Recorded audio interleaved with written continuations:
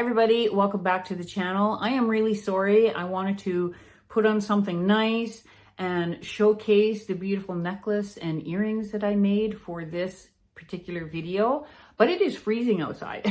It is the perfect fall day. Yeah. So today we're going to be doing August 2024 Bargain Bead Box. That's a peach sorbet collection. This is part 2 of a 3-part series for this particular collection.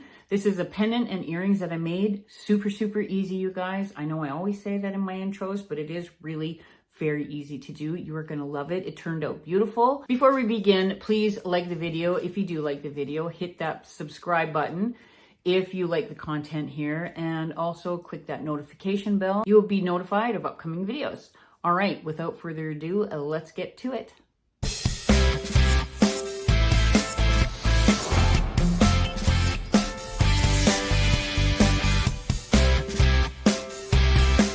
Hi everybody, welcome to part 2 of the Peach Sorbet August Bargain Bead Box for the year 2024.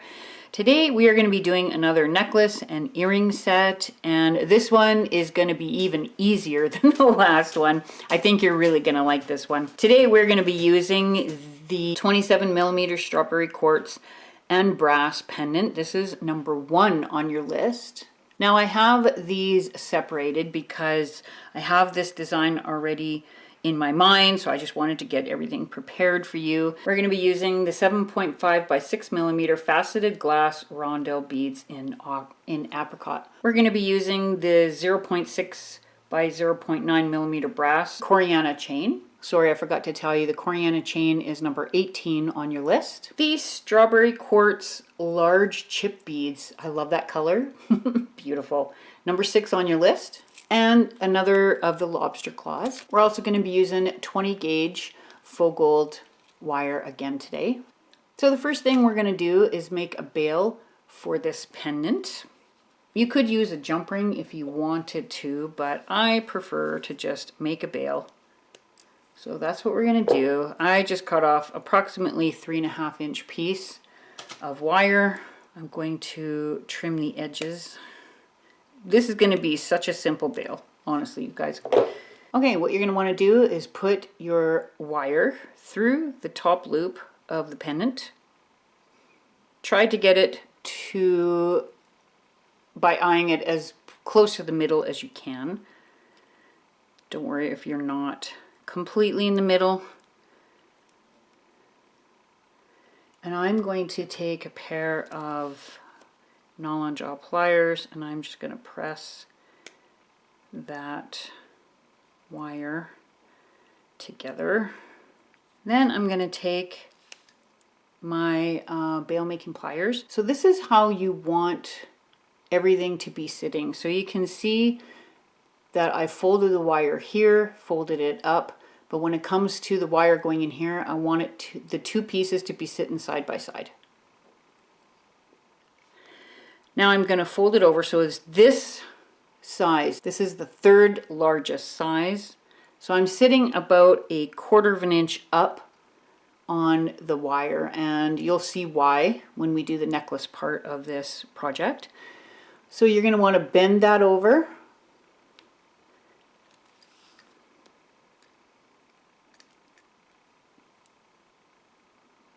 And then we're going to bend it back around, adjusting your pliers.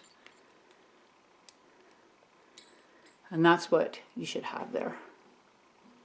Now, all you have to do is take the wire and bring it around as many times as you can.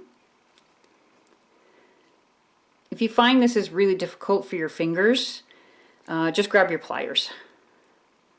So what I'm going to do is the 2 uneven ends, I'm going to make them flush with each other by cutting the one that's longer. And then I take my flat nose pliers and I'm just going to bend those wires around until they are flush with the piece. There, and that way you haven't wasted any wire, which is really nice. I'm just going to press those ends in so that there's nothing sticking out. And that, I would have to say, is the easiest bail you will ever make.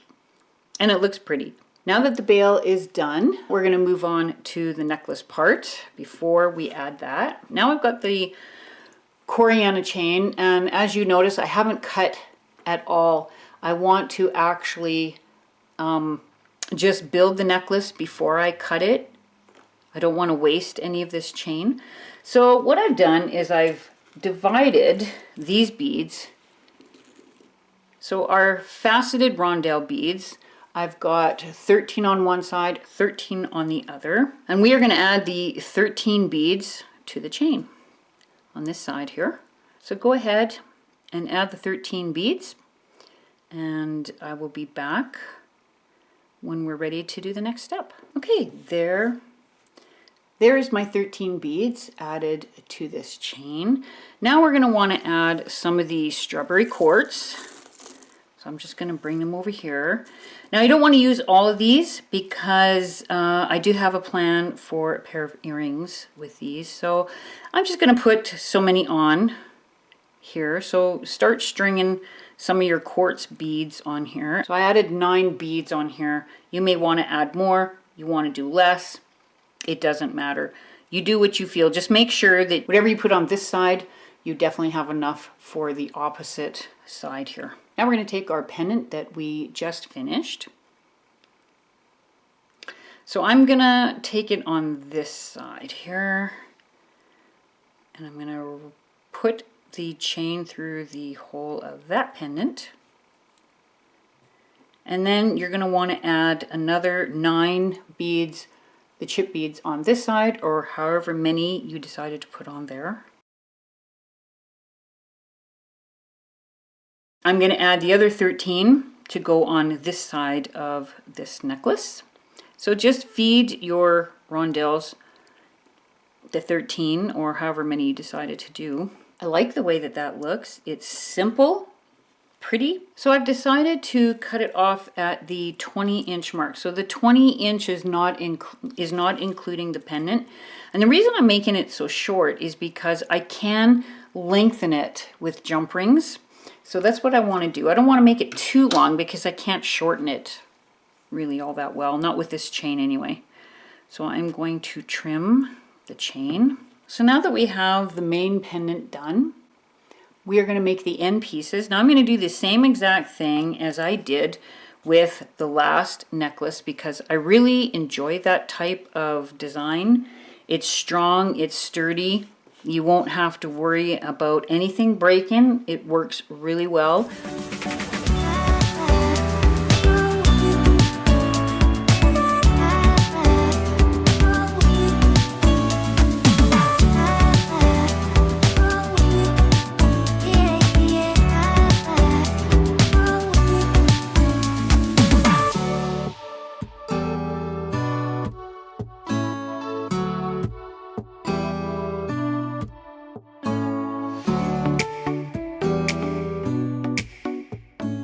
Okay, for the earring, now I've already made the other earring. I hadn't actually designed it when I was doing this video, but as I was doing the necklace, this actually came to mind. So I did the first one first just to make sure that it looked good and that it was all going to work out. So the other one is drying right now.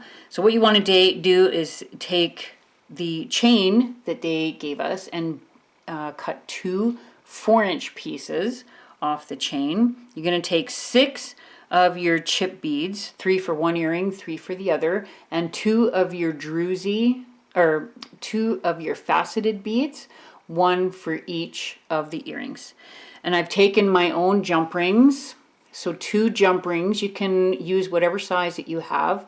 Just make sure that they're the same color. These ones are brass colored jump rings. And this is very easy, guys. We are going to do a little bit of resin again. So I'm going to put the chip beads on here. Then I'm going to take my rondelle, my faceted rondelle. Did I even say that in the beginning? I don't remember.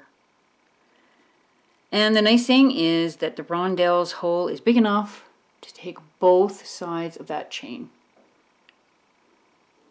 And push it up. Now you want to even that chain out. so that it sits evenly at the top there.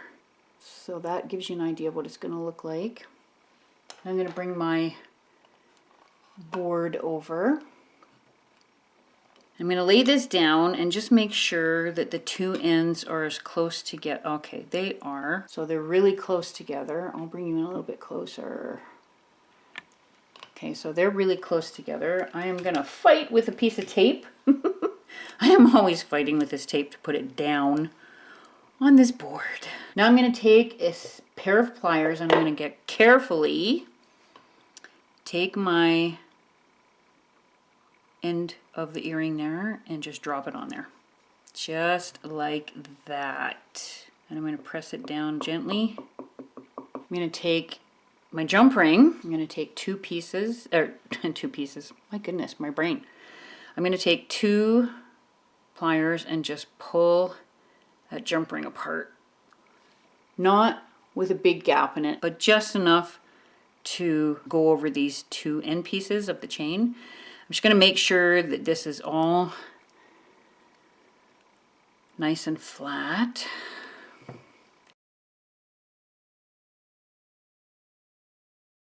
So that's what it looks like there. Now we're going to take my resin. So I have a little bit in my cup here. And we're going to carefully fill in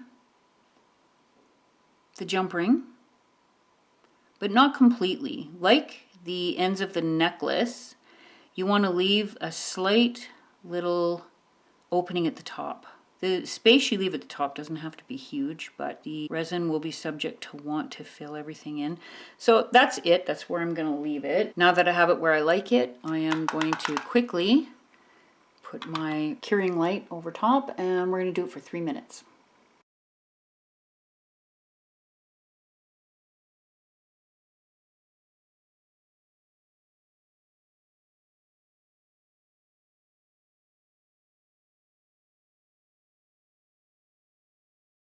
The endings for our chain has dried, and I still have 2 lobster claws left, so I'm going to use one of those.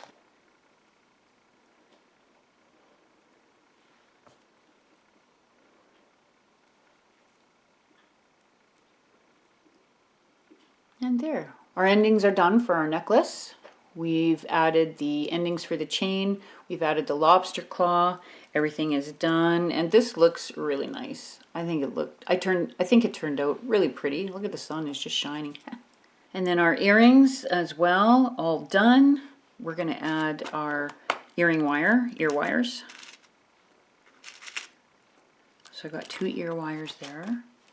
No need to add jump rings, as you can see that these act as these are the jump rings. And there we have our pretty little earrings to go with the pendant.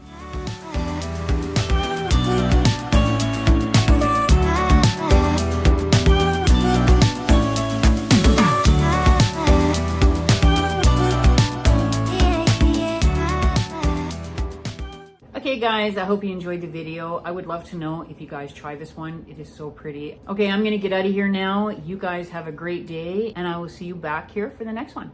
Bye.